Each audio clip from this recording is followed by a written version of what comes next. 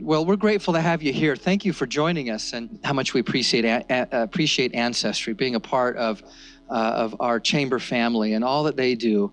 Let me just tell you what an honor it is for me to be with you all today. Kristen Cox is a remarkable lady.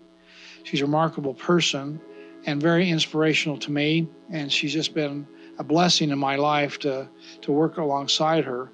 Thanks to Kristen, we decided, we're going to push ourselves. We're going to see if we can make Utah state government more effective and more efficient. And she got all the departments, we have about 25 departments, to buy into that concept, find ways to be more efficient and more effective. And the results of that are simply this. We save now the taxpayers probably about $500 or $600 million per year. Give a nice Utah Valley Chamber of Commerce welcome to Kristen Cox. I want to talk about this concept of only, which is an important word, solving problems that matter. So the governor mentioned that when I was going blind, there was a few years, what I call the dark years, of trying to make the transition and, trying to figure out how to do life. And for a time, I was actually, living off of Social Security disability income, $333 a month. Didn't think work would ever be a possibility.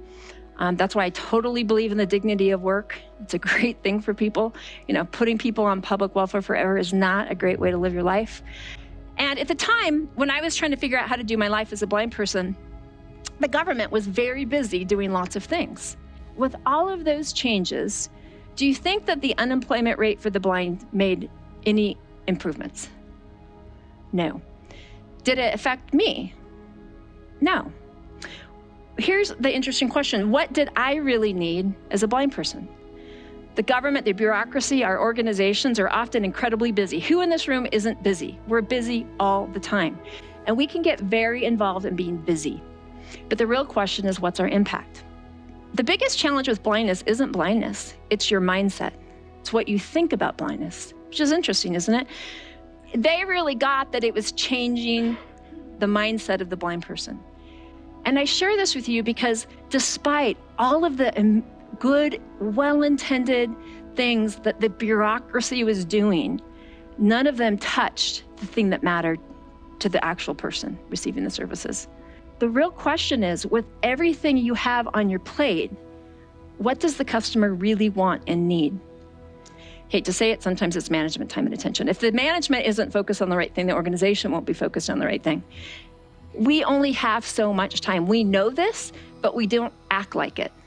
We want to have significant impact, and we have limited time and attention, and there's a million things we could do. So how do you know where to focus? IBM decided to really focus on their shareholders as being their primary customer. Now, I make it clear, I don't think you ignore these customers. In fact, I think if you solve the primary problem for your primary customer, your other stakeholders, your shareholders will actually be better off over time. I think they lost their way. And I think they lost their way because they lost sight on who is the primary customer and what is that primary customer's basic need. I think the death knell at the beginning of any effort to make an improvement is getting the customer wrong and not being anchored in what that primary customer's primary need is. Well, y'all fly. When you get on the airlines, they say, your safety is the most important thing. Then we'll worry about if the snacks are good and you're comfortable, but safety first. I wish I could take every strategic plan that's more than one page and throw it in the trash. Can I be that candid? If we can't answer this basic question, who's our primary customer and what's the primary need they have, and can we deliver on that? Instead, we leapfrog to new cool initiatives and the coolest new thing that's out there. And in the meantime, we've wasted the time and energy of our people. The customer isn't satisfied, our shareholders, the taxpayers, people lose, they lose excitement. Like, what are we doing? We're just running the bureaucracy. What I see a lot of times when we miss the mark on this question, who's your primary customer, what's their need, is that we're very inward focused. We're solving problems for our bureaucracy that may or may not end up solving the problem for the taxpayer or the customer or the person you're ultimately serving in your business. We get very enamored with our idea, our functionality of this system and how cool this will be, and we lose sight of that basic fundamental need that we need to solve. When I'm going blind, and this, by the way, some of these programs serve blind people, people with disabilities, education workforce. Do you think the thing I'm thinking of, oh my gosh, you know what I need?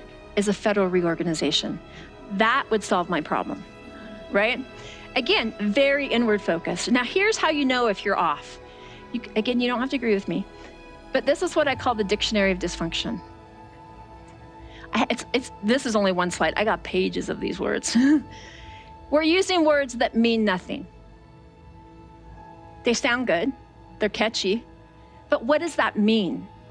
I can innovate, transform, coordinate, collaborate, partner, stakeholder engagement, customer engagement, employee engagement. I can go on and on and on. What do we mean by these words? And does it tell us anything about the problem we're solving for our customer? If I cannot verbalize that, I don't know, I'm lost. I'm changing, I'm making bureaucratic changes, but the needle isn't moving. If there's one thing you take away is that focus is essential, clarity is key. And if we don't know who the primary customer is and their problem, we don't know where to focus and we don't have clarity on what problem to solve. The reality is that you do not need to go fix A, B, D, and E. We call this local optimization. When we're improving one part of the system, but the entire system isn't improving. We're not interested on how each part works separately. We're interested in how the parts work together to deliver the solution our primary customer wants.